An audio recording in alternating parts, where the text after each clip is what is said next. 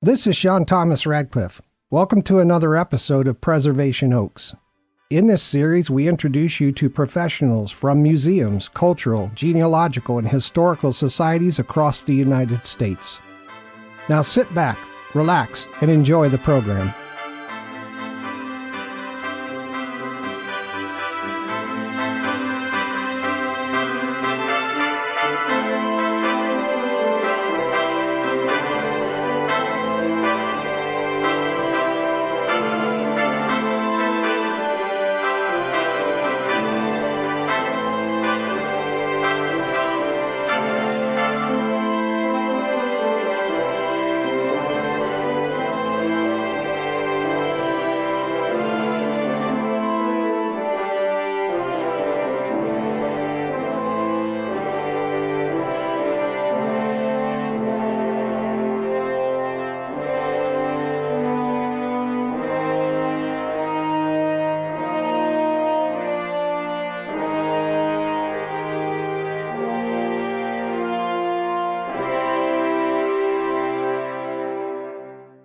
Good day, everyone. Thanks for being here.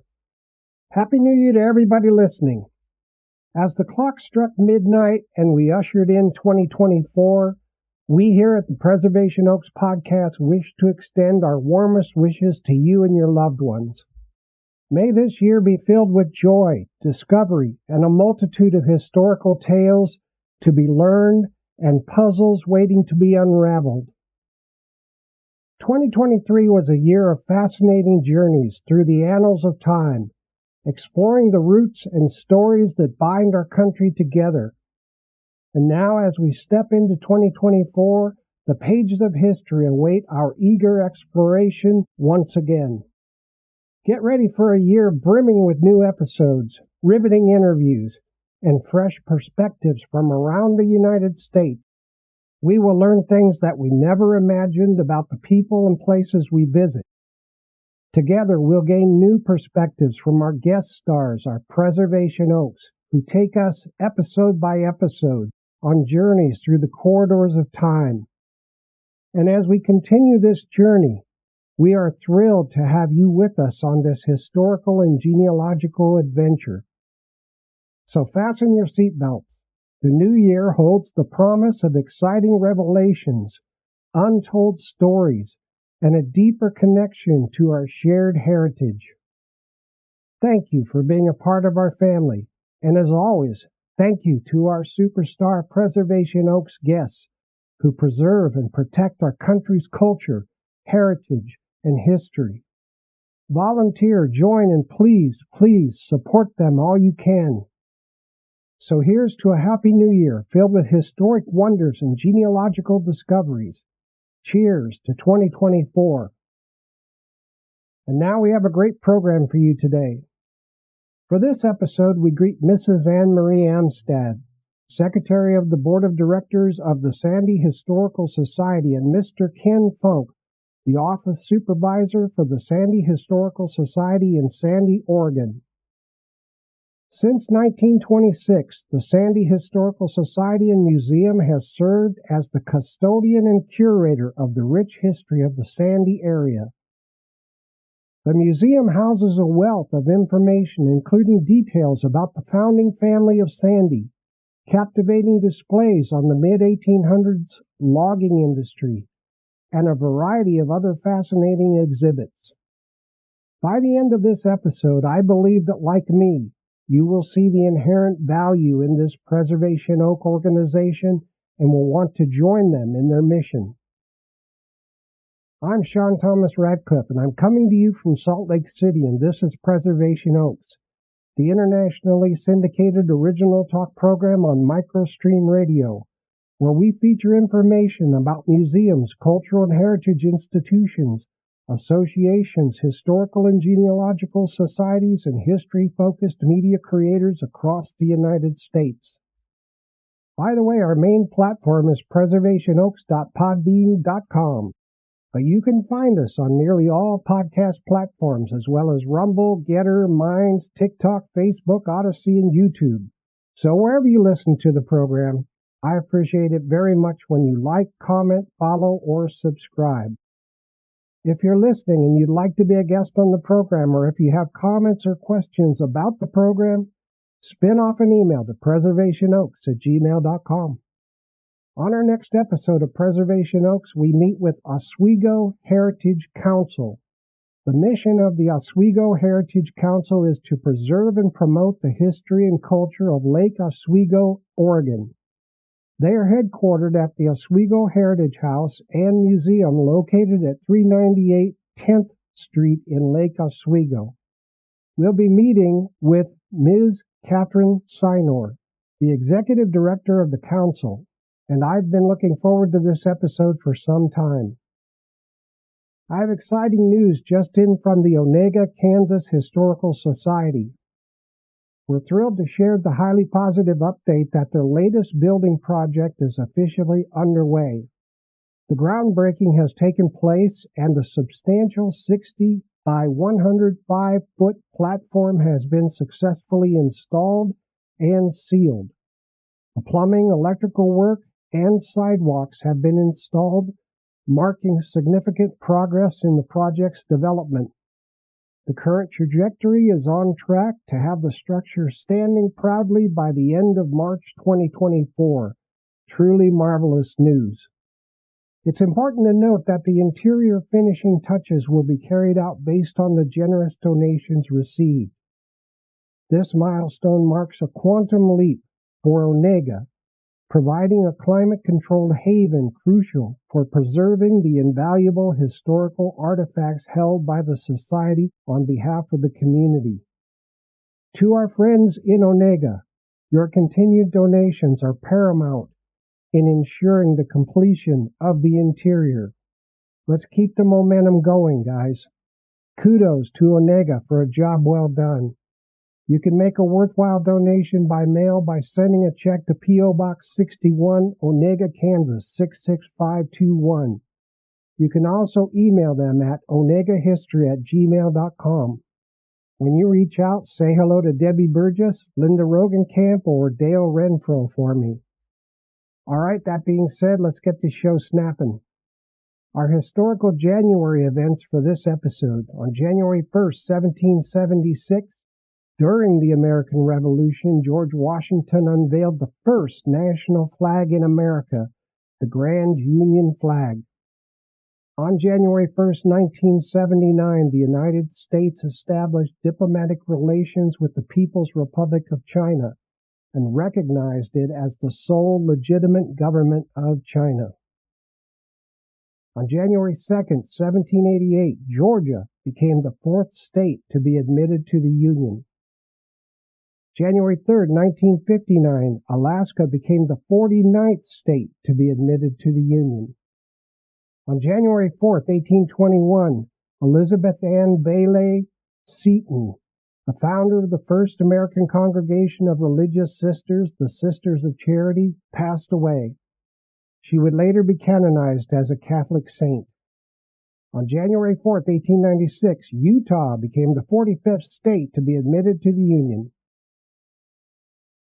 On January 5th, 1929, happy birthday to Martin Luther King Jr. He was born in Atlanta, Georgia. He was the most visible spokesperson and leader of the American Civil Rights Movement, and we were lucky to have him in this country. January 5th, 1948, George Washington Carver, an American agricultural scientist and inventor who promoted alternative crops to cotton and methods to prevent soil depletion, died at the age of 79. On January 6, 1912, New Mexico became the 47th state to be admitted to the Union. On January 19, 1883, the first electric lighting system employing overhead wires built by Thomas Edison began service in Roselle, New Jersey. On January 23, 1964, the 24th Amendment of the United States Constitution, which prohibits both Congress and the states from conditioning the right to vote in federal elections on payments of a poll tax or other types of tax, was ratified by the states. That was in 1964. Thank you to www.poplad.com for the January historical events for this episode. All right, here's a bio of our guests. The first is Marie Amstad. In 2004, Marie joined the board of directors and assumed the role of secretary shortly thereafter. A retired kindergarten teacher, she has played a vital role in various aspects of the Sandy Historical Society. Marie has meticulously organized the Society's historical records, provided valuable input during the museum's construction, facilitated the transfer of stored artifacts to the museum basement, and played a pivotal role in initiating the computerized Past Perfect Museum Archival Program. Her commitment extends beyond these initial contributions. Marie currently serves as the archivist, volunteer coordinator, overseer of the gift shop, and assistant bookkeeper. A lifelong resident of the area, she remains dedicated to preserving the history of the Sandy area. Inspired by her parents, she actively contributes to the ongoing effort to document the community's history, firmly believing in the adage, today is tomorrow's history. And next, our guest Ken Funk, who is the office supervisor of the Sandy Historical Society. Ken became a volunteer with the Sandy Historical Society in 2010, dedicating his time to the organization. Approximately a year later, he earned a position on the board of directors.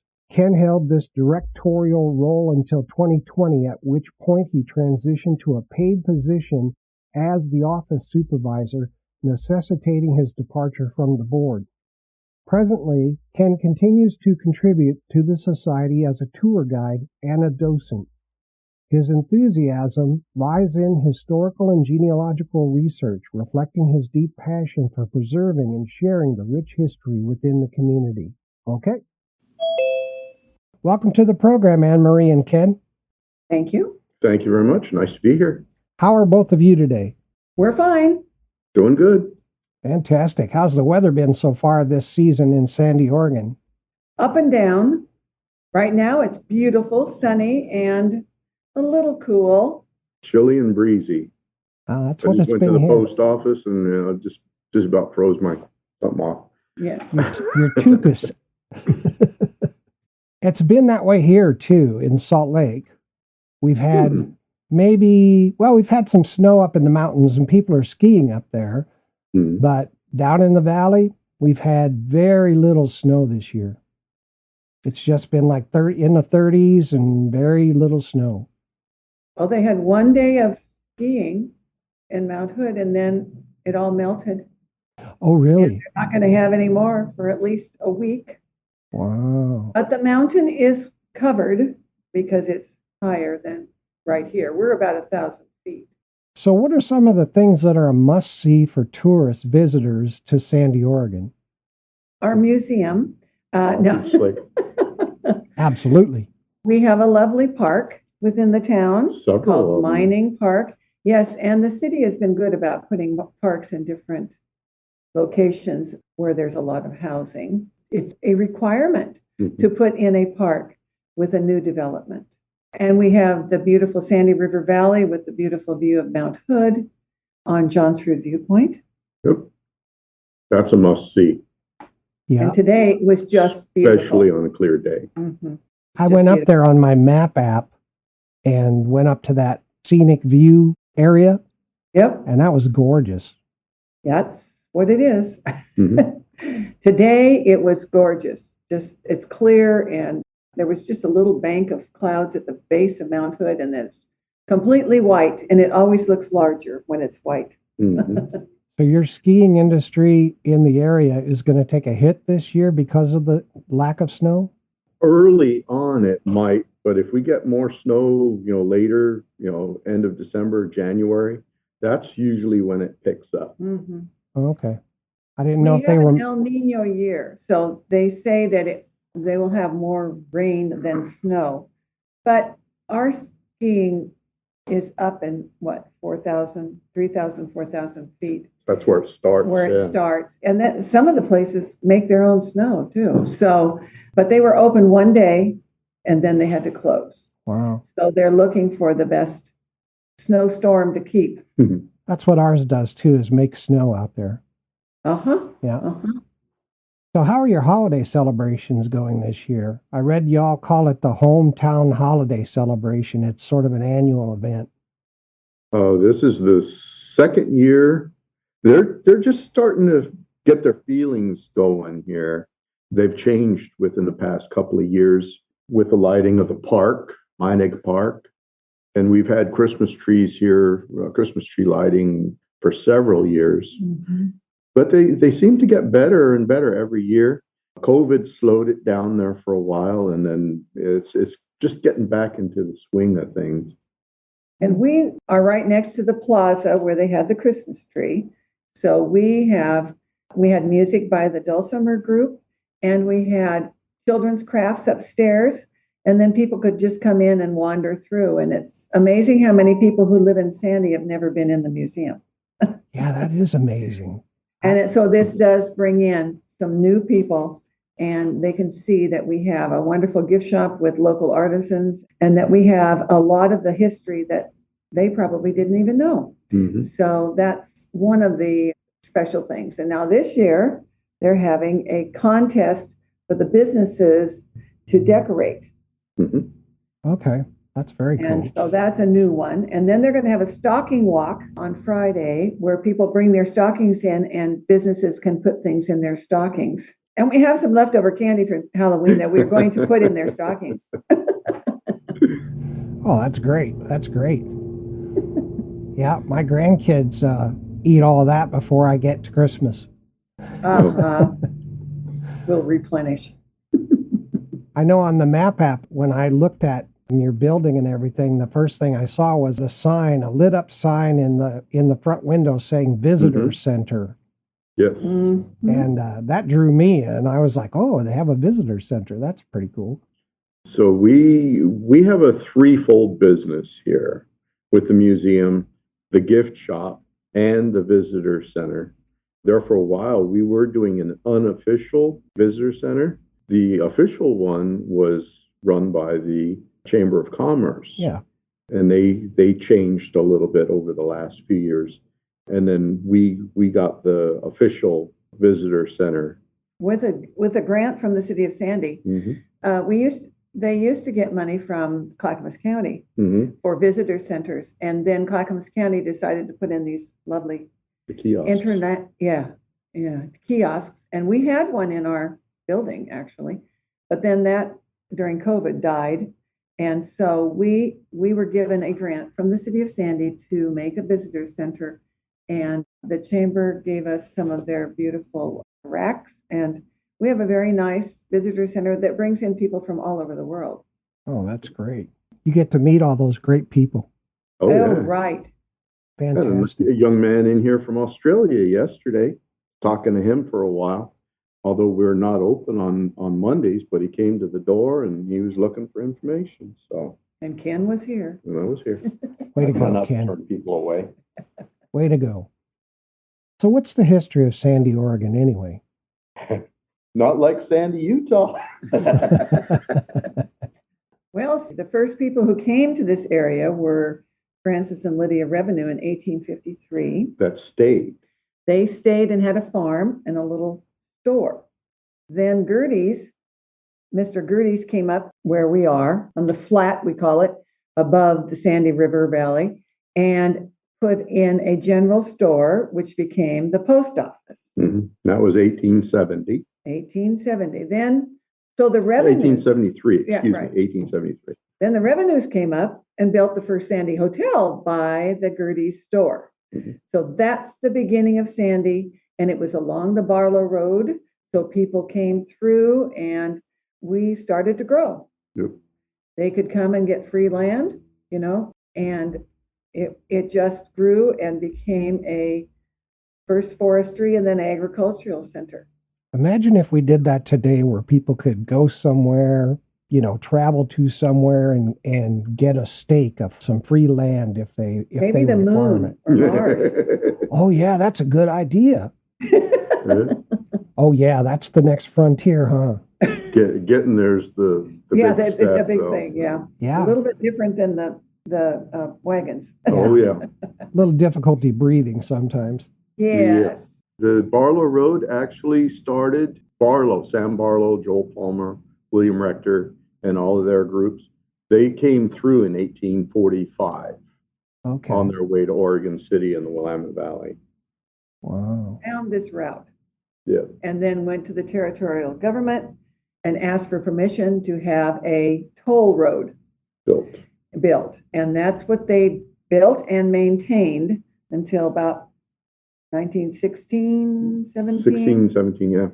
There was a toll road until then. $5 a wagon, 10 cents per head of livestock. In the beginning. As the loans were paid off and the road didn't need as much care, then they cut the toll in half. Wow. And so what was the primary industry in Sandy? Was it the trees? Forestry was first, I would say, and then it developed. As the forest was taken down, it developed into more agricultural. Right. Berries. We had strawberry festivals in the 50s, and now it has. There were raspberries, all kinds of berries. Now it has evolved more into nursery stock, and that is what our main industry around here is. Oh, okay. Along with logging has sort of stopped because it was on private land. Only on private land is it done now, not that much. And there's a lot of course, national forests and BLM land, and they only log intermittently. Yeah, there's a huge amount of national forest in your area. Yeah. Oh, yeah. Yeah, that's really nice. But yeah, they cut down a lot of the old growth, the original, well, I shouldn't say original, but the big trees. You see these guys cutting notches in trees and then laying in them in the notches in the trees. Yeah. Trees that big nowadays are fairly rare. Right. But if they leave them alone, will they get that big again? Yes. Yeah, okay. In a few hundred years. Yeah, it'll take a while. Yes. Now, with regard to history and preserving history in the Sandy area, are there any specific challenges or opportunities unique to your area? Making sure people do not throw away their history, but bring it to us. We really are trying to be a collector of family histories of any family that's ever lived in Sandy, because everybody is important in the history of Sandy. And a lot of families, when the older people die, they throw away some of this good photographs and good historical stories and those kinds of artifacts that tell the story of the people who lived in Sandy. So we're just trying to be a place where they feel comfortable to do that. Yes. Yep, that's a big deal, believe me. It is. I had an ancestor who, my mother told me, wrote a book about the family history. And my grandmother, on one of the moves of the family, threw it out. I know. Thinking that it wasn't worth anything. Mm-hmm. Yep. And I wish I could get my hands on that. That's heartbreaking when you hear about stuff like that. That's right. That would have solved so many issues. Oh, yes. Right. So what are some lesser known facts or stories about Sandy's history that the Society has helped to uncover? It's difficult to find out anything about the native peoples that were in this area before the Barlow Road. That is very difficult and very little information. It's not shared with us. And also we have a mystery artifact that we haven't found who it is about that was found in our area, and it's a carving in a piece of tree that's called Crawford Camp, and it was 1808. 1808. September 25th, 1808. And it's the way that people who were fur trapping would mark their territory. And we do not know who Crawford was. And we would really like to know, where did he come from? Was he French from Canada? Did he come from the Pacific side? Did he come over the Rockies? Was he with the Spaniards? Was he with the Spaniards? This is even before. It's 2 years after Lewis and Clark, and about 2 years before the Astorians. Right. And Fort Vancouver. Long before Fort Long Vancouver. before Fort Vancouver, that became 1825. right, which became a repository for all those fur That trappers. was Hudson's Bay Company. Exactly. So even before men like Grizzly Adams. Yeah, Oh, yeah. like Grizzly Adams. Yes. So we have some mysteries to solve, and I don't know how we're going to find it out, but those are lesser known facts, I think. Yeah. Now you have this tree? Yes. Yes. Oh my goodness. It's our oldest artifact. The inscription is over 215 years old. It was found by a logging company that was making a road in to make a man-made lake for Portland General Electric, and it was found right in the in where they were taking the road. So they cut it, and it's probably what, 3 feet high. The piece that we have. The piece that we have is about 3 feet high, and they took it back to the owner of the logging company, and he gave it to the Historical Society way back in the 70s, and it was preserved by a professor at Oregon State University who said it was the oldest one found in Oregon. There are only 2 others, and ours is the oldest. And the others, they don't have the name Crawford on them? This is unique. Nope. No, they were found in different areas in Oregon. Wow. And this was really weird about this artifact. It didn't get found until 1959. And there was a ranger station and some other buildings built nearby in 1935. But they never saw that. But this dead tree had no interest for them. It wasn't until Mr. Denbo flipped it over with the bulldozer that they actually found it. And so we have the story of how it was found. When, where, by whom, all of that information, but we have no idea who Crawford was. I'm so glad you have that. That's amazing. It is amazing. Wow. That is history. Wow. I'd like to mention, and I've said this before, that the Sandy Area Historical Museum is really a beautiful facility. It's gorgeous. You should be really proud of it. If I were living there in Sandy, I'd want to sit outside that building on a bench every nice day. Well, you could. And watch the people rip through our parking lot. Which some people do. Oh, really? Oh. We do have a nice plaza where you could sit and do that. Yeah. Is there coffee nearby or tea or something? Oh, absolutely. Oh, yeah. That's fantastic. We have it in here, but we also have a little coffee shop right down the Mountain Mocha, and you also have Dutch Brothers just up the road. Yes. There you go. And more than one Starbucks. Fantastic. Is there more than one? Oh, yes. There's one in Oh, that's right, in Safeway. Safeway. I forgot about that one.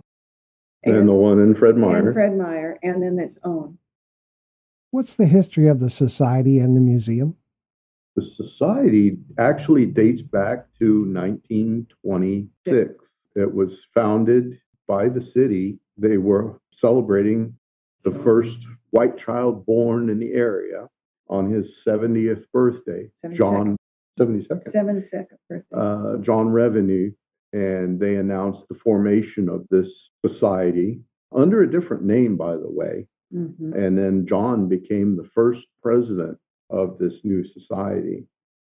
It was called the Sandy Pioneer Association when it got its actual paperwork. And then in the 90s, the board of directors decided they needed to change it because people thought they had to be pioneers to join the society. And they wanted to make sure that anybody in Sandy or has lived in Sandy or is living in Sandy could join. So they changed it to the Sandy Historical Society, incorporated in the 90s. Fantastic. So one of the original family, the Revenues, was the first president. Yep. Wow, that's cool. And the great-granddaughter is a very active member of our society at the age of 80, who lives here in town. How'd the museum get going? Okay, the museum started, we started wanting to have a museum for a long time, but in 2004, we got this land swap to have this land right in the middle of Sandy between the west and eastbound lanes of 26. And we dug the basement, and we had enough money to actually build the outside and preserve it for the weather. And that's all the money we had. So it was a basement and 2 stories, and it was designed by Mark Fritchie from Portland. We had visited 11 other museums looking for ideas, lighting, coloring, what kind of paint, what kind of things, what we want. But he made a wonderful design that was, we call it the Cascadia design, which is after sort of a mountain cabin kind of thing. And that was established and put into place. And so once we got all the walls up, and we actually wrote on the inside of the walls. Okay. We had a wall signing for all of the people. When we got it built, we did not have enough money to finish the insides. And so the people of Sandy didn't think that the Historical Society could do this. In the 50s, there was going to be a hospital in Sandy. And it actually started to be built and got the outsides built like that. And then I don't know, something happened, the money ran out, and there's different stories as to whether someone took some of the money or whatever, but it never got finished. And so the people of Sandy didn't think that the little Historical Society could do this. Well, we had donations of labor, materials, the outside of the building. You want to tell them about that? The outside of the building is clad in cedar, and it's all donated. And that's what you see in the picture. And it's stained to resist the weather. All these people stepped up. Our general contractor is Carl McDermott, who is right now the vice president of our board of directors. And he got subcontractors and everything. We had donated labor, donated supplies. It was amazing. Now, it did take 3 years to do this, but we had this huge sign out there, and people said, "Oh my gosh, they're doing it. I could give a little. I could give a little." And we never had any federal or state money at all. And it got finished in 2007, and we opened in late June of 2007. Wow, that's cool. So it was 3 years before 2007 that you dug the basement? And it was completely paid for, 100% paid for with no loans or mortgages. Wow, that is cool. Wow. See, the community should be very proud. No kidding. Of how they stepped up and did these things. It was unbelievable. That is very, very cool story. Wow. And with our building, the design and what it looks like, it laid the groundwork for when Sandy was revitalizing. The style of the buildings, the facades took on kind of a log cabin-ish type of theme. So a lot of the buildings here in town. The city of Sandy actually used some of its economic funds to have the businesses made their facade in that design. So it sort of made, they talked about being a Western town and all this other stuff. And it made more sense to be a mountain type of Cascadia design. Yeah, you're Pacific Northwest. Yeah. Yep. No doubt about it. Yeah. There for a while, Sandy was known as the gateway to Mount Hood, which I always thought was a good one. Yeah. Yeah, that is good. It's been changed since then, but yes, but it is the gateway to Mount Hood. You can see Mount Hood as you drive through Sandy. Yeah. The city streets. Mm-hmm. Now, I'd like to provide listeners with the contact information for the society. Sure. We can be reached by email, which is sandyhistorical@sandyhistory.com. We have a phone number here, 503-668-3682. 3378. We have the website, which is www.sandyhistory.com, and you can leave us messages. And by snail mail, P.O. Box 652, Sandy, Oregon 97055. And what's the address of the museum? 39345 Pioneer Boulevard, Sandy, Oregon 97055. Fantastic. And you're also on Facebook. Yes, we have a young lady that does our Facebook page. So it's facebook.com/Sandy Historical Society. Fantastic. We try to update that about every 2 weeks. Thank you. And it is updated and it looks really good. Mhm. Can you and Ken kindly share with the audience an overview of the communities you serve, the demographic makeup of your membership, and the mission and objectives of your society? We represent from Government Camp to the east, all the way to the west, down towards Gresham and Boring. Yeah, sort of Eagle Creek area. And we call it the Sandy High School area. All the kids that go to Sandy High School are in that area. So we just sort of took that because we do have a historical society in Eagle Creek, Estacada area, that's Philip Foster Farms. And then there's one in Oregon City. Mm-hmm. And since we're Clackamas County, we stay in Clackamas County, but we border Gresham and Multnomah County. Right. Our membership is diversified. Mm-hmm. We have families, we have elderly, we have young ones, we have students, we have all sorts. Are most of your members in Oregon, or are they out of state? Some are out of state. Mm-hmm. Some have lived in Sandy. Some have family in Sandy. But most of them are in Oregon, I would say. Okay. But we do have outlying, especially we have a wonderful group of alumni from the high school that really keep in touch with us. And they give us great things, but they also want to know what's going on here. And so we do that through our quarterly newsletters. And that really helps keep in touch with our membership. So our mission, we have a short one that says, Sandy Historical Society Incorporated collects, preserves, and interprets history in the surrounding community to strengthen and enhance understanding of the past, present, and future. That's our general mission. Yeah, it's a great mission. Great mission. And I'm sure you're doing very well at it from what I've seen on the web. We do try. So what's coming up on the horizon for the society and the museum? Well, we are right now looking into getting some grants to help us establish an executive director and also maintain the building, which are big things.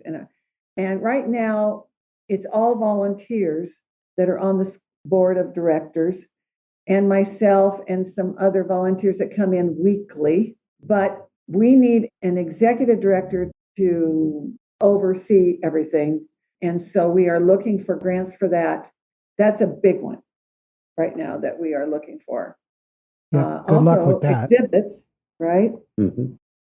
The Native American scanning, preserving the information side of it. The newspaper articles and all the histories of the organizations and the churches and the schools and all this. We are going to try and scan everything because right now a lot of it is in 3-ring notebooks in protective. It's all paper, and we need to scan it and it's already organized. It just needs to be scanned and put into the cloud, I guess, or wherever you want to call it, and be there available for people to get whatever information they're looking for. We're working with the Grand Run Native American Nation, and they're trying to help us to make a display exhibit on the Native Americans that could have lived here and their influence and that. We don't have a lot of that history. I mean, just from our older members, we've learned that they would come and fish for salmon in the Sandy River. They'd come during huckleberry season up the mountain. They'd come during blackberry season down here. But they came in their little teepees and then they went. Mm-hmm. There weren't that many that really lived here. during this last 100 years, I'd say, Right. or so. But before that, we don't know. So we would like to have some sort of representation in an exhibit that would show that. I'm so glad you're doing that. Before 1792, we have hardly anything about the native peoples that were in this area. Just basically, it's information that was given to us through Lewis and Clark. Mm-hmm. But they did come later, and by the time Lewis and Clark got here, the native population had been decimated by 50% due to diseases that were brought in by peoples that we don't know anything about. Right. Fur trappers or other people that came from back east or came across the ocean. Mm-hmm. Unbeknownst to them, they were bringing these diseases. Yes. Yes. Yes. And the native peoples, they had no defense. Yep. Very unfortunate. Has And there some been were any hurt archaeology in the area? Just a little bit. Artifacts have been found, mostly what the native peoples used to prepare their foods, some hunting implements, that sort of thing. Mm-hmm. That's about all that we have, Mm-hmm. really. Okay, fantastic. Anne Marie, did I cut you off? No. Okay. No, I am fine. Thank you. Are there any upcoming exhibitions or events that the community should look forward to? What we try to do is have quarterly events. One in the end of January, which is more of our business meeting. We elect our board of officers, but we're trying to honor some of the people and the businesses and the families that have lived in Sandy for 50 years or more. So we just had a change in Sandy's history where the Sandy Fire Department has been dissolved and it's now called Clackamas Fire Department. Oh. And the current chief is retiring. Mm-hmm. And he is from a family that has been here for A long over 100 years. So we will be honoring Phil Schneider, our retiring chief. Although I heard yesterday he's been rehired, but that's okay. He's young enough to be rehired. Then in another of our quarterly events is in April, and we would like to honor the Sandy Volunteer Fire Department. Now, I know a lot of these volunteers that are young will stay with the Clackamas Fire Department, but there is a history of the fire department in Sandy that needs to be preserved, and they gave us a lot of their information. And so we will be putting up an exhibit and honoring them in April.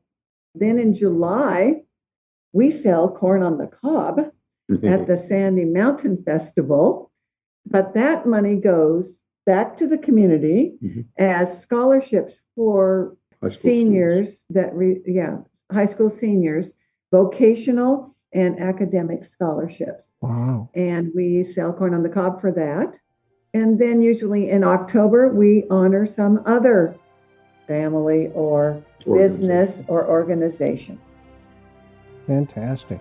Keeps us busy. No kidding. You guys are always going. We are. Ann and Ken, it's time for a break for a few minutes. Cool. All right, listeners, we'll be right back after these important messages.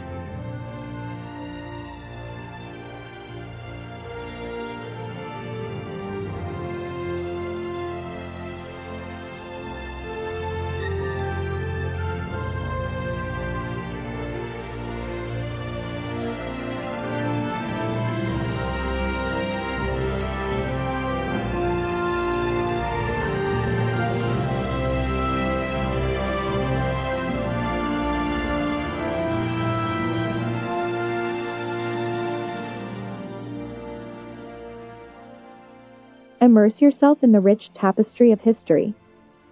Become a vital part of the Sandy Historical Society's journey as a dedicated volunteer.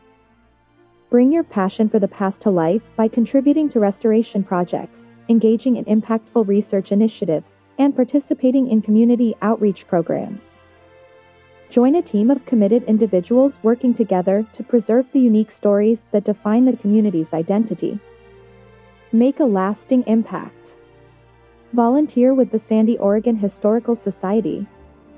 Visit the website at www.sandyhistory.com, email them at sandyhistorical@sandyhistory.com, or call at 503-668-3378.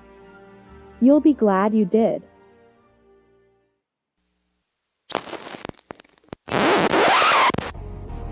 You're listening to MicroStream Radio in Preservation Oaks, the world's only program communicating the value of museums, historical and genealogical societies across the USA. The most interesting show on the planet.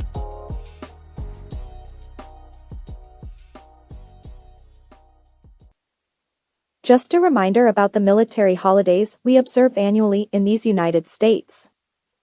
Armed Forces Day is to acknowledge those still in uniform serving our nation. Veterans Day is for those who served and have hung up the uniform. We honor those who served.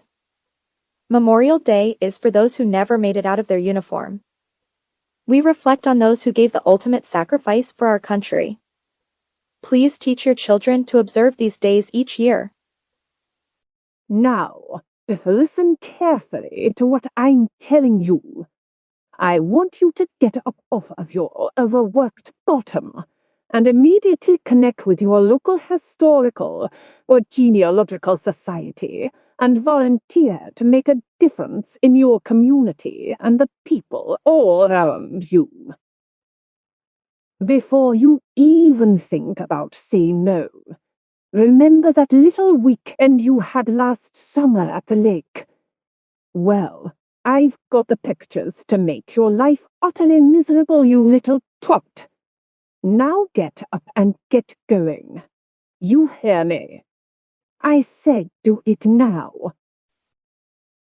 Back in time, when people got sick, they got well again due to the knowledge their mom had from her mom, and she in turn from her mom, and, well, you get the idea. A good knowledge of history is a good thing for all kinds of reasons when making decisions about the future. Learn the history of your ancestors and your community at your local historical or genealogical society. Historical traditions are there for a reason. Support your local society today and, like a good mom, pass the knowledge on to your kids. History. Community service. And it's right here. Preservation Oaks. The podcast that always has something new. All day, all night, every night. It's accessible, reliable, immediate, and up to the minute you want it. Preservation Oaks on preservationoaks.podbean.com. Turn to us for your daily taste of history and community service. Keep on giving and keep on living the good life.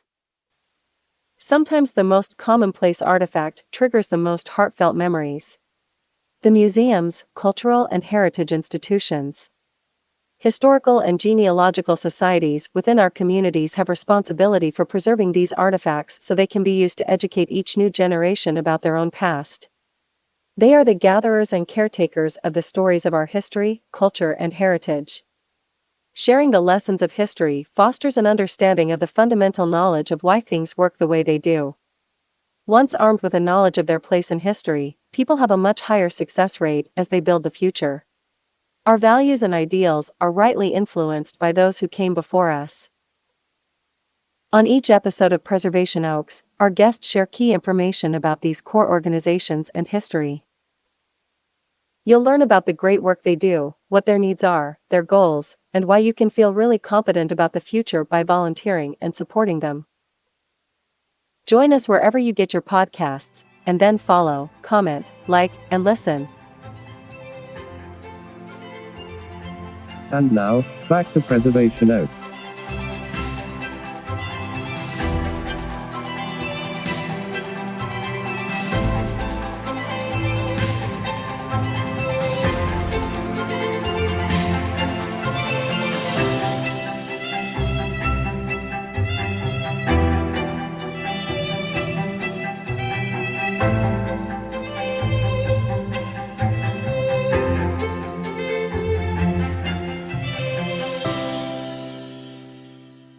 Welcome back to Preservation Oaks. I'm your host, Sean Radcliff, and we're here today with Marie Amstad and Ken Funk from the Sandy Historical Society located in Sandy, Oregon.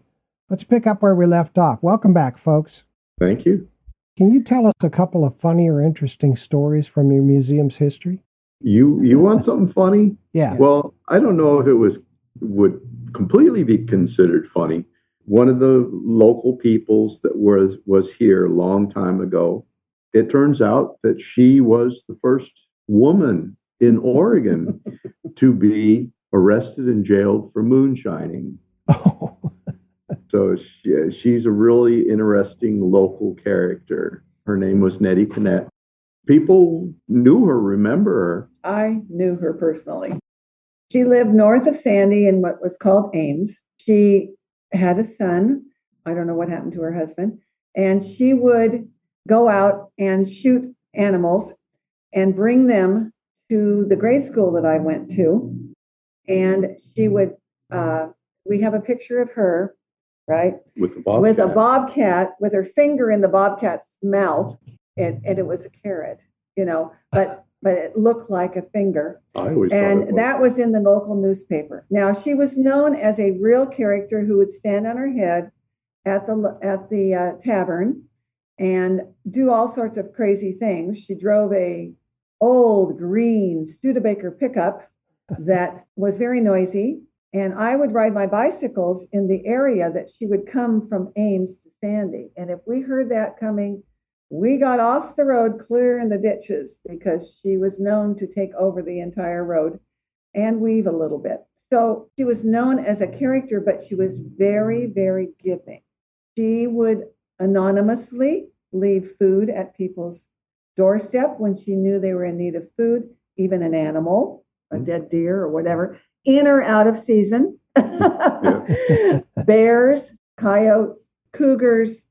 I saw a lot of them when she would bring them to show the students or to show my father, who worked for the Portland Waterworks, which was on the border of where she lived. And so we have many interesting stories about Nettie Connett, our local character. Oh, very cool. We mentioned the hospital earlier, the one that was supposed to have been built in Sandy. Yeah. She was one of the driving forces behind she that. Was. And people were really disappointed when that fell through. Did it ever go? Nope. Oh, my goodness. Closest hospital is Gresham. Oh, that's a shame. I know. Now, what are some of the most memorable moments or experiences that visitors have shared after visiting the museum? We've had some emails. Yes. And we've had a few notes thanking the staff for their friendliness and for the knowledge that was shared. I always thought that was very interesting. Mm-hmm. And we've had a lot of repeat people come back and they bring their stories and their friends and their memories. And I think that's the most wonderful moments for us to experience. Mm-hmm. Yeah, getting feedback like that is great. Oh, yeah. It is. You wouldn't believe some of the stuff we get in.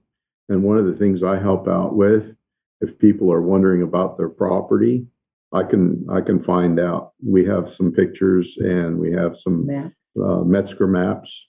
And I can also go into the BLM records and find out who owned the land, the original donation land claim and land patent records. We can find that out. You have designated heritage homes in the area? We have a few, but not. We have the oldest church that's remaining has been preserved and is being used. Well, sort of. She's going to use it again. And we have a couple of them that are businesses. Mm-hmm. Oh, fantastic! But not too many that have some designation. Of the old buildings have been deteriorated so badly they were condemned and they had to be torn down. We do have a historical walk through Sandy mm-hmm. that was done by the city of Sandy quite a few years ago that shows what is still here. And we did have a program called Then and Now where we took we had old pictures of that plot or whatever that area the land business. And then what's there now. Mm-hmm. But that is sort of, we haven't found a person to take over that and bring it up to date. Mm-hmm. But we do have some of that information also. Fantastic. So that was started way back in probably 2009, 10. What kinds of exhibits are on display in the museum? We have in our gallery We focus on over 100 years of our local logging history, some of the businesses that were here in Sandy, including one that's been here for quite some time, starting in 1911, and that is Oregon's oldest continuous running community bank, which is called Clackamas County Bank. We also have a mock-up of a blacksmith shop, the local schoolhouse histories. We've had at least 18 different schoolhouses in the area, and we have pictures and class information on all of them. Mm-hmm. That's on our main level. Mm-hmm. Then upstairs is more family life. We have a library resource center that has a lot of old books and those 3-ring notebooks that have collections about every organization I think that's possibly been here, and schools and businesses and areas, churches, all sorts of things like that. Plus the family history, which we have four different filing cabinets full of family histories. That includes some pictures that have been given by the family, anything they give us, but also articles out of newspapers and things like that of their activities. We have more family life in a parlor, dining room, kitchen area. We have a surrey with the fringe on the top that is in front of our barn facade, which some of the exhibits change seasonally.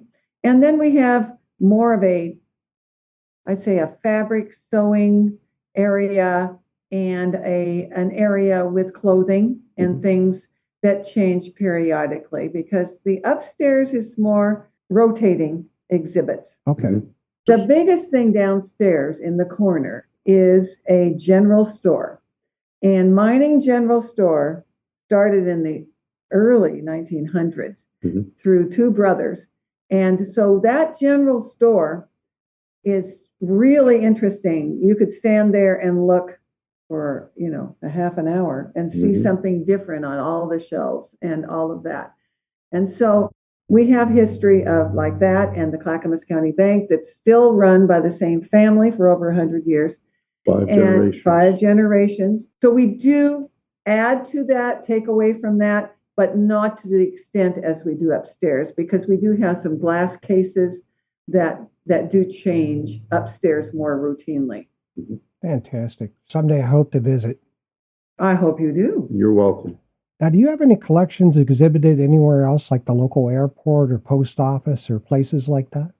Not since the museum was built and opened, and that also was before my time, but there were small displays that were in several of the buildings in town. There is an exhibit in the Oregon State Capitol building. It was loaned from our Historical Society. It is the original copy of the Oregon State song that was found in Sandy High School's one of its desks, because the Edward Buchanan, who helped write the music or the words, I'm not sure which, left it there. And so it is now on permanent display in the state capitol building. Very cool. Well, I think it's cool. Yeah. That's we had to cool. have an escort bring it out for the 100th anniversary of the first graduation class of Sandy High School in, 2017. We had to have a state policeman and a archivist come with the actual document and sit with it during our celebration at the high school, and then was taken back to the state capitol. Wow. So I guess they are taking good care of it. I hope so. Now, can you discuss any recent conservation efforts or restoration projects related to the museum's exhibits? Well, we're really planning this scanning project, digitization of a lot of that. We just bought a new scanner. Oh, cool. And of course, we mentioned the Native American exhibit. But otherwise, it just sort of flows with what we have downstairs. We have a wonderful exhibit volunteer, Lori DeFazio, who comes up with, because she knows what we have in our collections, she and our volunteer curator and myself and Ken and all of us that work here a We lot. put our heads We together. put our heads together and come up with new exhibits that we really would like to see.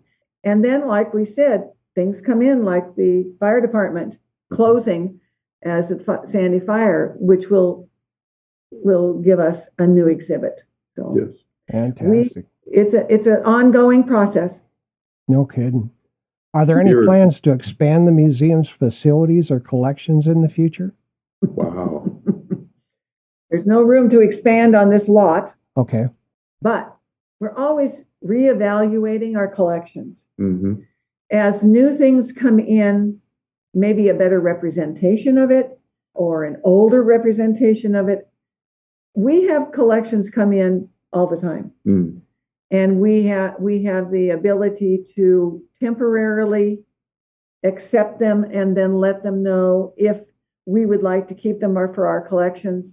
And then we give them the option, our donors, the option of, do you want it back if we do not need it for our collections? Or would you allow us to sell it with the proceeds going to the museum? Right. And that's what usually happens. Mm-hmm. But not always, but usually it does happen. We only have so much space. Yeah. The basement is only so big, and the shelves can only go to the ceiling. Something else to add to that. If there's an item that doesn't really fit in with our area, we try and find somebody in the area that it needs to go to. We try and find it a new home, somebody that'll take care of it. Another historical society, another museum that's more appropriate to its origins. Yes. Partners. Exactly. That's excellent. Thank you. Now, I ask this of every guest that comes on the program. If your building were to catch fire, what things would you grab on your way out? That's a tough one because some of these items aren't readily and for that purpose, they're secured, because we don't want people just to come in, pick up something and carry it out. But one of the things I think that I would grab, if absolutely possible, would be that aforementioned piece of tree, the Crawford's Camp inscription.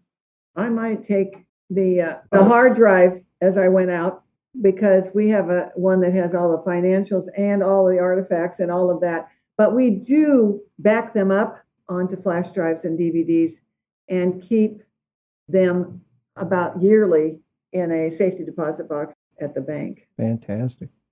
Okay. Very practical. Very good. The Clackamas County Bank, of course. Of course. Mm-hmm. Now, what kind of funding model supports the society, and what are your funding goals for this next year?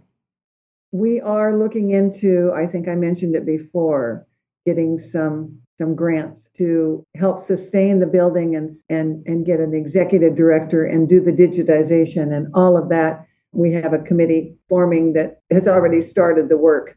And then, of course, we're always looking for donations from the public. The gift shop helps. Facilities rental, which is $150, by the way. And that always helps too. Charitable trusts, when we first opened, we had two $40,000 trusts, one from Meyer and one from Collins Foundation, that helped us get some beautiful displays.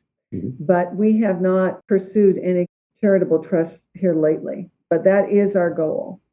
New memberships are always welcome and helpful as well. We have gotten grants from the state and the county also in the past, and we'll be looking into those to sustain our funding. Plus, we have in September, we usually have a antiques, collectibles, and fabric sale. That helps, and that comes from donations from people and also our Friends of the Museum sewing group. You can't believe how much material we get donated here. Oh, really? People do not know where to give it. They don't want to give it to Goodwill, so they give it here. And so we have a Friends of the Museum group that meets on 3 Mondays a month, and they sew things for us to sell in our gift shop. Oh, cool. And so we do really try to use the that a lot. It's a local resource. Something else that we try and do, our gift shop downstairs. We try and keep that filled with items local, if we can possibly get them. We have a few food items, the aforementioned quilting, sewn, and crafted items. Right now we have a Christmas tree set up downstairs with all sorts of ornaments, most of which are handmade, local. It keeps us going.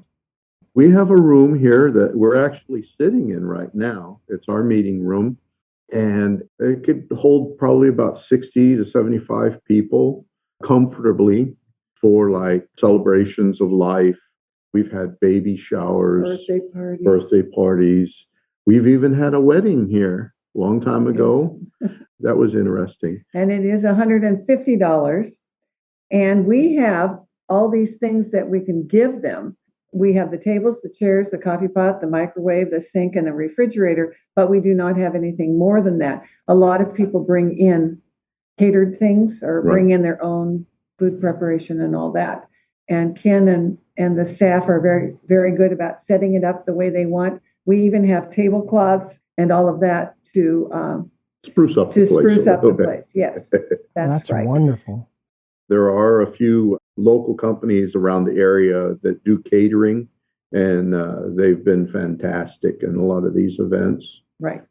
We work with them very easily. Yes. Yes. Nice. Very nice. Thank you, guys. Now, what type of fundraising activities or opportunities does your society offer? I know you did mention a few events, annual events that go on. You have your membership. What are the membership levels and benefits? There's basically it's four levels. We have an individual, which is younger than senior, for $25 a year. We have a senior, which is 60 plus, which is $20 a year. We also have a family rate, and then we also have a student rate. $40 for family and $20 for students. Right. Fantastic. We get a lot of memorials also. That has been a good source.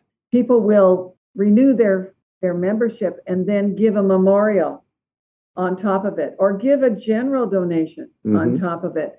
And so we have a great membership source right now. Fantastic. When I join, do I get the lapel pin?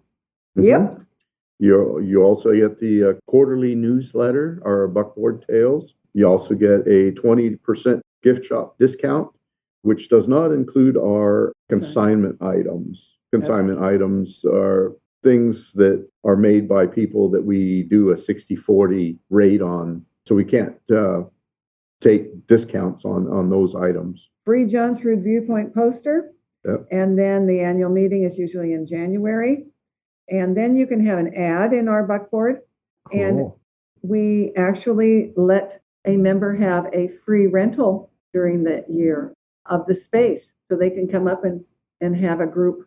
We've had reunions here and birthdays, and so that includes that. And really, it's not a $75 value, but it's $150 value now because we raised it. That is a great value to the membership. Oh my God. Oh yeah, it is. Absolutely.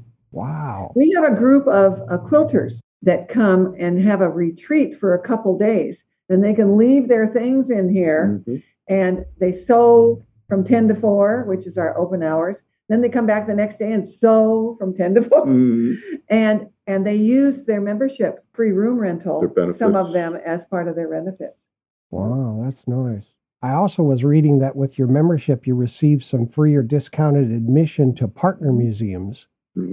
That is through the Clackamas County Heritage Society. Yeah. And we have, as a group, tried to do this so that we can help each other. Because unfortunately, Clackamas County has not given us any money to sustain our historical sites or museums. We are trying to get them to do that because Multnomah County does that for that. And so we are working with this group. And so as our partnership, we give a free or discounted admission. There's a lot of museums on the list. Oh, yeah. Oh, yeah. Oregon City has, what, 1, 2, 3, 4? Yeah. 4. And then Mount Hood up here, Lake Oswego, Philip Foster Farms. Yep. I mean, really. Nice. Baker Cabin. Yeah. That's really nice. And these are all historic sites. Yep.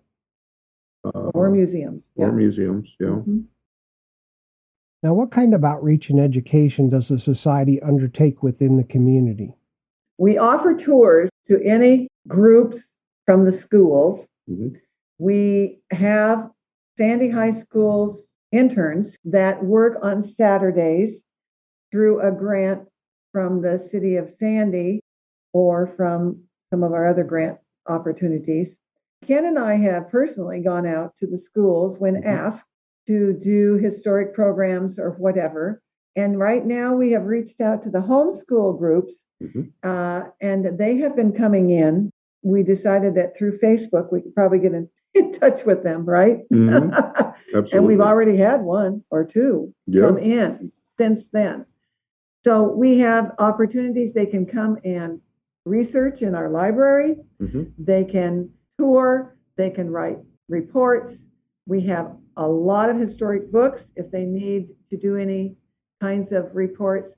And we've had some job shadowing in the past also that have been involved, some of the high school students. So we are here. We try to reach out, and we get a lot of people in.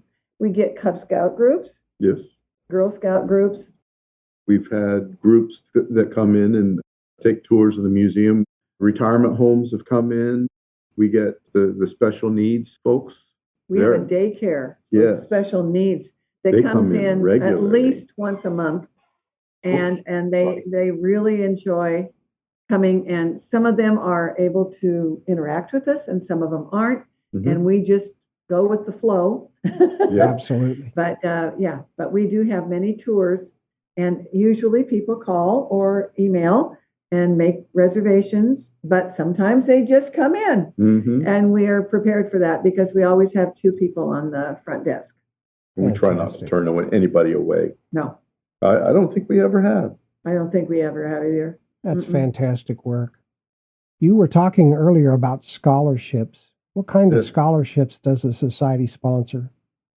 We sort of started with the Sandy Alumni Association, working together with them for this corn booth where we sell corn on the cob dipped in butter at the Mountain Festival. And they, for many years, the Alumni Association gave 2, 3 scholarships up to 4 or 5. And the Alumni Association didn't get enough membership to do it on their own. So they gave it to us 2 years ago, 3 years ago now, I guess. It was more of a partnership, and then they eventually they turned it over to us completely. So we have given consistently at least 3 scholarships, $1,000 or $1,500 scholarships, depending on the amount of money that we made at the corn booth, plus some other people who give donations. Alumni is really what it is, alumni that give donations. And that's what our program has been. That's mainly our scholarship program that we have sponsored.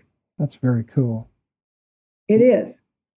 And there's other groups in the area that do pretty much the same thing, but we're pretty much the only historical group that does that. And we give vocational scholarships where most of them give academic. And I guess it was started with vocational, and so we've been giving 2 of each the last years and such.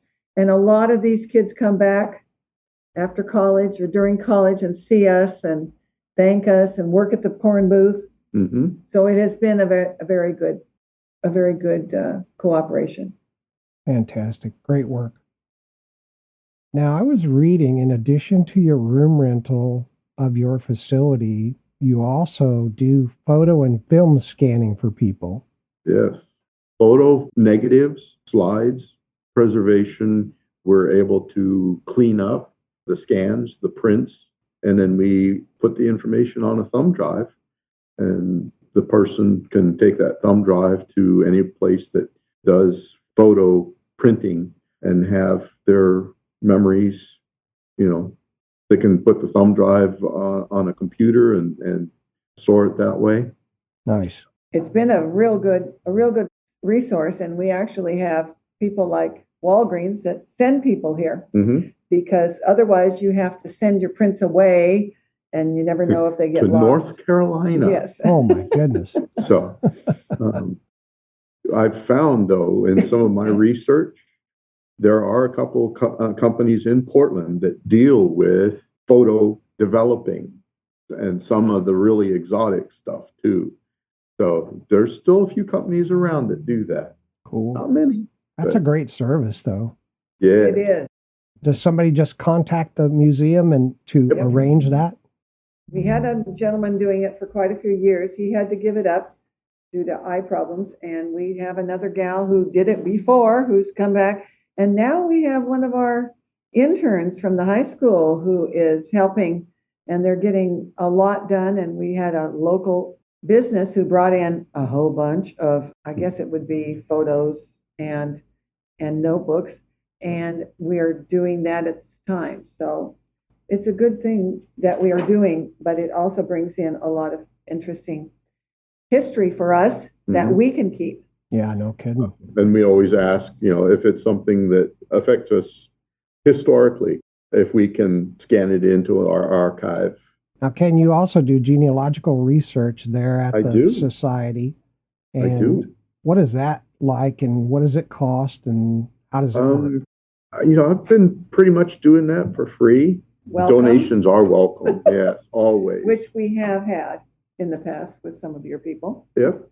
So basically, we have an account through Ancestry.com, and I've researched, probably around 60 families in the Sandy area. It started out as just a hobby, just trying to figure out how people are related to each other here in town, which there's a lot of, and it was a small town and a few families. The current people probably wouldn't even know. Matter of fact, I just found out that Anne Marie and I are related through marriage. Oh my goodness! A few families in between us, but yeah. They just come in. People either contact you by email, or they call, or they come in. And Ken spends a lot of time doing that, and he does a wonderful job, and people really enjoy it. Fantastic. And do you offer any genealogical education for people? I can help them out with getting in, and I show them, what to look for in Ancestry, and I'm strictly amateur. I'm not a professional. You can get started, but I can get them started. Yes. Oh, cool. I'm sorry to interrupt Ann and Ken, but the music in the background means it's time for a break for a few minutes. All right, listeners, we'll be right back after these important messages.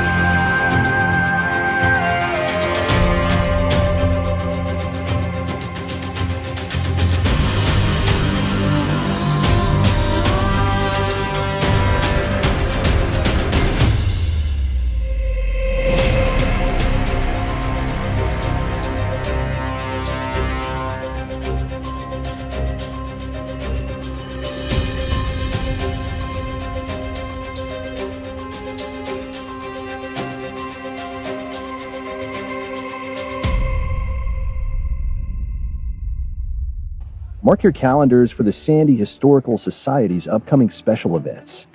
From grand festivals to intimate gatherings, the events capture the spirit of the past with live music, traditional activities, and delicious food. Experience the magic of history coming alive. Join us for unforgettable moments and create memories that will last a lifetime. Come and visit the Sandy Historical Society Museum at 39345 Pioneer Boulevard, Sandy, Oregon. For more information, connect with the Sandy Historical Society at their website www.sandyhistory.com. You can also email them at sandyhistorical@sandyhistory.com or call at 503-668-3378. They'd love to hear from you. I want to tell you about the wonderful, dedicated volunteers at your local museum, historical, genealogical, cultural, or preservation society, who, in spite of the daily grind, are doing so much. They help maintain the grounds, the gardens, then the records, the exhibits, the lectures, the school trips, the historic reenactments, and the events. The volunteers at your local society make all the difference in the world in collecting, saving, preserving, and sharing your local treasures and the stories about them. Volunteers from all walks of life and with all manner of expertise come together to help by being docents and creating exhibits to showcase your history. Volunteers research and document how your area grew through the years, how the streets were named, and how people of all orientations and backgrounds managed to create a cohesive community. Volunteers identify and maintain the architectural grandeur in your area, and how to just have fun here. And now they're working hard in the 21st century to attract and inform a new generation through the use of technology, social media, and websites. Why do volunteers keep working so hard for these goals? The answer: they've learned the tried and true lesson that telling the true stories of our past about local people helps us understand our place in our community and to not repeat past mistakes. Stories from the past teach us, stories about the present support us, and stories about the future inspire us. We reveal these stories by talking to each other, with our members, our visitors, our neighbors, and people walking down the street. We work together to find the stories, document our past, and share. Exhibits are made from these stories, recordings are made of these stories, research is enhanced by these stories. As a volunteer, you get to greet new and familiar visitors, share time with other interesting and fun volunteers, learn about, collect, and help to convey interesting true stories. Why? Because this work makes a better community and helps to shape our future. Please consider volunteering today as a way to help yourself, your family, and the community. You'll be glad you did. Transmission intercepted. We interrupt your regularly scheduled programming. This is Heather Moran, the president of the Camden Rockport Historical Society. Happy New Year from Rockport, Maine.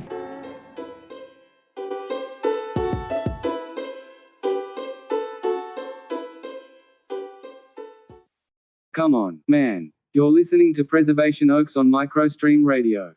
If you enjoy the show, then please tell all your friends, family, neighbors, pals, business associates, colleagues, and maybe a couple of enemies about the show. Stay tuned for more episodes at www.preservationoaks.podbean.com. We thank you so much for spreading the love.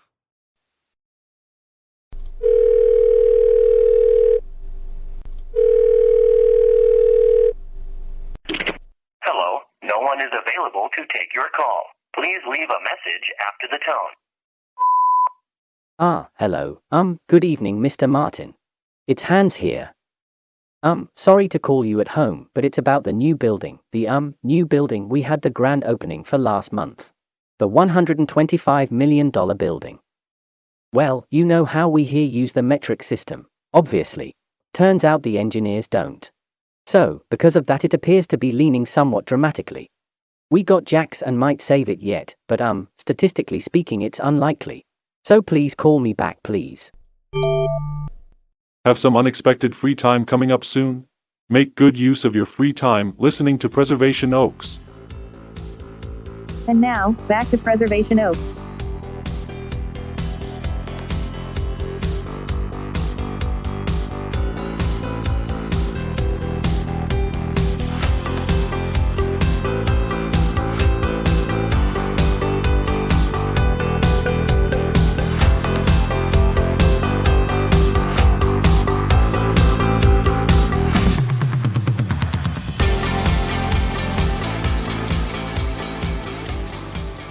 Welcome back to Preservation Oaks. I'm your host, Sean Radcliff. We're here today with Marie Amstad and Ken Funk from the Sandy Historical Society located in Sandy, Oregon. Let's pick up where we left off and welcome back. Thank you very much, Sean Thomas. Does your society capture oral interviews? We have in the past. not some since COVID. We had a gentleman doing some with with one of our senior living places. But we've also had some of our some of our board members have done some. And that is one of our goals, is to do that. To return to getting some of these interviews in, because these older generations, they're unfortunately passing on, and their stories are not being preserved. Yeah. Well, good. I hope that works out for you. I very much appreciate that. What kinds of volunteer opportunities does the society have for members in the public? What can people do when they volunteer? They can work on the front desk. They can become guides or docents, as you call it. They can work on history, assisting with archiving and cleaning and restoring and artifacts and cataloging and all of that. They can help with display work. They can assist in the photo room. They can work in the library. We have an older lady that works in the library and has, oh my goodness, she has done so much. The cataloging and biographies and researching. She does everything. She makes sure that we have an obituary collection. People come in and say, well, I think my uncle lived here or whatever, and we look it up. There's genealogy with Ken. There's local histories, and we have a lot of social things and we have the sewing group that helps with our gift shop. And then there's people that can help with the gift shop. And of course, computer people we would love to have too. I have a two-sided list that I give to anybody that is interested. It's on our website, and we try to meet with the person who wants to volunteer, find what they're interested in doing, training them for it, and then they pretty much giving them projects to do. Oh, fantastic. So there's always something for someone to do, right? Oh, yes. Oh, yeah. You wouldn't believe it.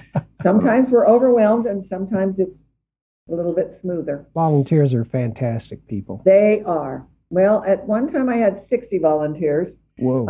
And then after COVID, I'd say we have 25 to 30 involving our, of course, board members and such. But weekly, we have 3 or 4 that come weekly. And then those that come monthly, some come every other week. So God bless them. That's what keeps us going. You bet. Now, how does the society interface or partner with other organizations within the state and county and regional area? We get information from the Oregon Historical. We get information from the Clackamas County Historical Heritage Council. Heritage Council. We stay in touch with a lot of the museums in the area as we are finding things that we are given that are mainly for them, like Gresham, Mount Hood, those kinds of things. We just went through a big session with the Oregon Historical Group where we had a whole interfacing couple days where we talked and made a lot of connections to other organizations in the area. So we try to keep up. We get newsletters from other area historical societies and museums, and we send them ours. And so we have a cooperative type of situation going. Fantastic. Yeah, especially with the bonus for membership where you have discounted admission fees and things like that. That's a great partnership. And we do not charge to go through our museum. We tell people what can. We don't believe in charging people to see their own history. So all we ask is that they sign the guest book, and there is a donation receptacle there, but we really do not want to go there. We would like to have people just be able to come in, and we get a lot of repeat people because of that. And them bringing in their relatives, their friends, and all that. And the shocked look on first timers when they come in, they're going into their pocket, reaching for their wallet. And goes, what's the fee? And it's free. And they're like, what? You can't be serious. It's fantastic. I would love to see that. Has your society published any great books? Yes, we have over the years, actually starting in the 70s. 73.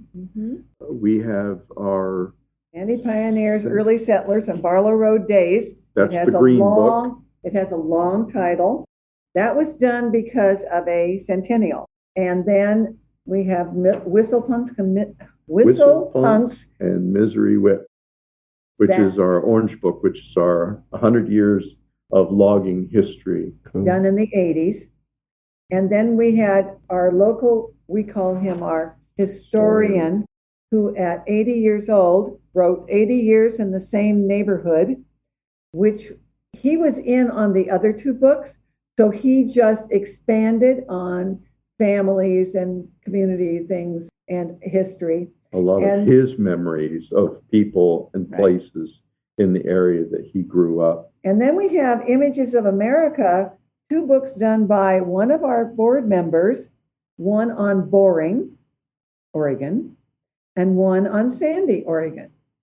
Wow, and nice. So we have, and then we have a lot of other historical books, but those were done by the society and members of our board. Right.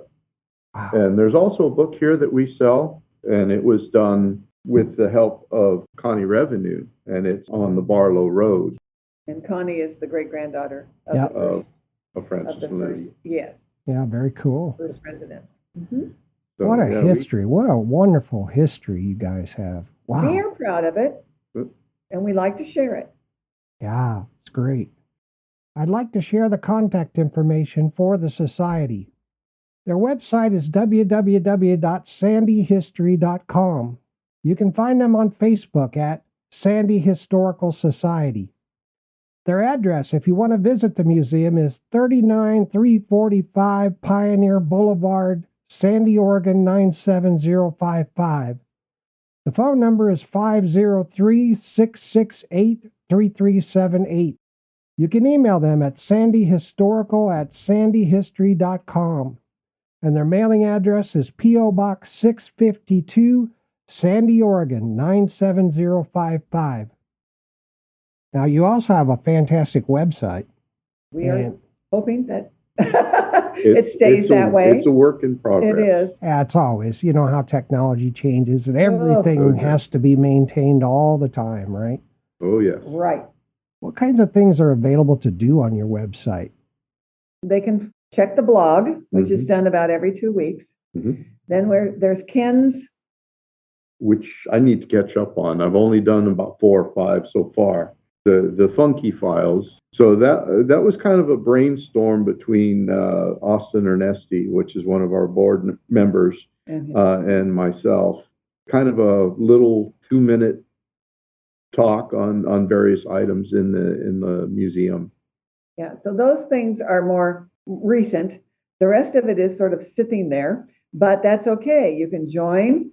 You can search historical records by going through our website and contacting us. You can donate. We do have PayPal. Right. And memberships are available. So there are, and volunteer opportunities are on there also. And you can express interest in renting the facility. Absolutely. Yeah, I noticed that. It's a good website. And it'll get better. That was done by a former teacher at Sandy High School who was teaching websites. Ah, cool. And they cut his program. Cut his program. But anyhow, he's still a local guy, and he did a very good job for us. Fantastic. Ken and Anne Marie, can you tell the audience about any current initiatives or needs of the society that you want the people of your area to know about and support? Well, we have a need for more volunteers. Yes. You've mentioned that you're looking for an executive director. Yeah. And that you're looking for someone to do maintenance on the museum. Right? Yeah, funds for maintenance on the museum. Yeah. Yeah. And that's mainly, and volunteers to just keep everything going, because a lot of our volunteers are older. Yep. And we are unfortunately losing them due to health issues, and we really want to sustain what we have got, what we are doing, and what is happening. And so we need to find some grants and some things to sustain and help us to continue. Some interest, local interest in the history. Yep. I was just talking with Ken over the break about whether there were any local colleges in the area that might have history majors that might help you as well. Yeah, we had one in the past. We had a girl come and did things in the summer and learned a lot of things. And she is now actually a curator. We have tried to go to Portland State University. I don't know that Mount Hood Community College has anything in that area, or Clark-Cliffs Community College, but we have reached out. You just have to find the right professor that finds people that we could use. This one worked out. She was actually with Western Oregon University, but she lived in Sandy. So she was here during the summer and worked. So yes, we do need to have that kind of involvement. Yeah. Well, good luck with that. Thanks. Why is the society important to the community, and what makes your organization different or unique from others? Well, I think we can learn from the past. It helps us to make decisions for now and in the future. But we also are unique in the fact that we are mostly volunteer. We do not have that many paid employees, but we can't go on forever that way. Right. And so we need to let the community know that we are searching for more sustainable money coming in, because all it's doing is getting more expensive as time goes on. But for the history part of that, I mean, yes, the history needs to be preserved. It needs to be put out there, shared, and people lose the interest in the past. And there's that old axiom, you forget your past, you lose your future. Yeah. I don't think that I said that right, but well, you're doomed to repeat the mistakes. Exactly. That's the one. That's the one. Right. And today is tomorrow's history. We have had some marvelous people who've grown up in this area who have become internationally known. We're not just a little town where nothing happens, or people don't learn, or don't share, or they don't contribute to society. And we've had some fabulous people do that, and it will continue that way. Oh yeah. So we just need to be the ones who are keeping that history and sharing it. And absolutely, we're just here, and we would like to do it as well as we can. Your area is growing, it's vibrant, and it's part of the future. No doubt about it. Yep. It also appeared to me that you're space constrained, that you're going to have to do something in the future about some kind of a new storage facility or something. Yeah, probably. Yeah. Probably, but I think for now we aren't getting as many donations as we were. They started in 1970 collecting. And when we built this building, even before it was open to the public, we were bringing in all these things from other places, a barn, a garage, and all of this. Yeah, and it took us years to get everything incorporated into. Yeah, go through it, decide what we really needed to keep, and accession that and put it into the Past Perfect program. And now things are more under control, and we are being very careful that we are keeping things that we really do need. So right now we're not overwhelmed, or in need of a lot of storage, but in the future it could happen. Okay. Yeah, that would be another concern and another need for our society. Is there any other information or message you'd like the community or members to know about? We're here.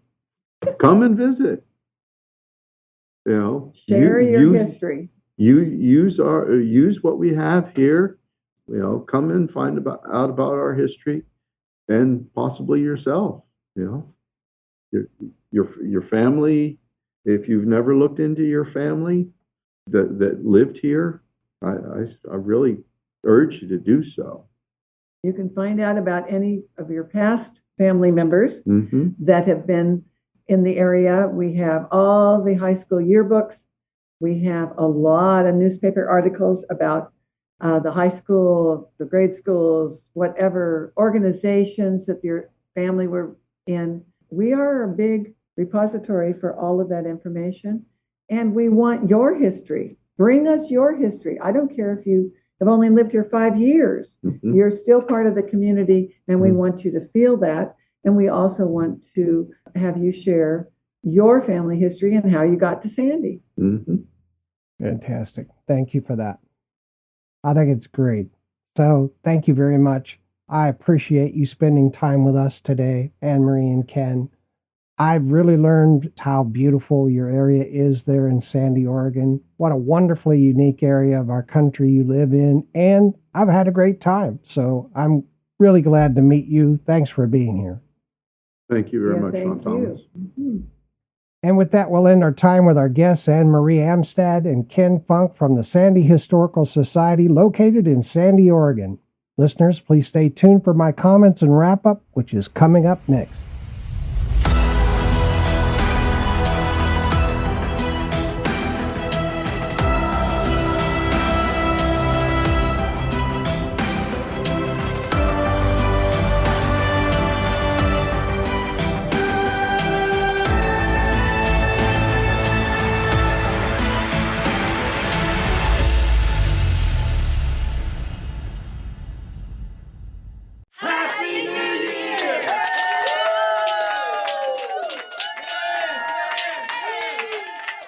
Well, Happy New Year to our listeners across the United States and worldwide.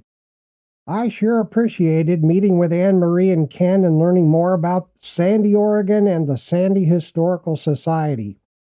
It never ceases to amaze me just how much I learn about this country and about the fantastic people who are our Preservation Oaks with each and every episode, and this one is no exception to that rule. What an amazing history Anne Marie shared with us about the building of the museum. That is a lesson in perseverance, community pride, and spirit. Way to go, Sandy.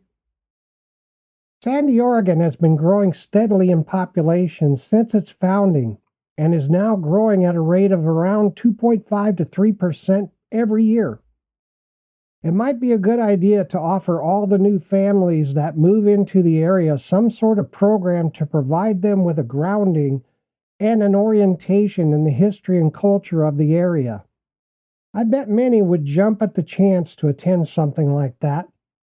Perhaps the Sandy Historical Society can partner with the city to get some kind of list of new people so they can send them an invitation. The most pressing priorities of the Sandy Historical Society are moving forward to attract and hire a new executive director to bring in donated funds for maintenance needed to the museum facility, to attract more volunteers and younger volunteers, and to ensure that revenue streams remain sound into the future. This is just me talking, but I think it might be a good idea if the society could get some genealogy and history professionals from the area to provide presentations for the members. That could certainly attract new members, volunteers, and the community. The local school system has experienced a huge growth in kids in elementary grades. These kids are going to be going into high school in the coming years, but now may be the time to reach out to them and get them more interested in volunteering. Perhaps start a summer program of junior docents? Just an idea. The museum is so beautiful and has so much going for it. The Sandy community should be very proud of what you've accomplished and what you're maintaining for yourselves and your children.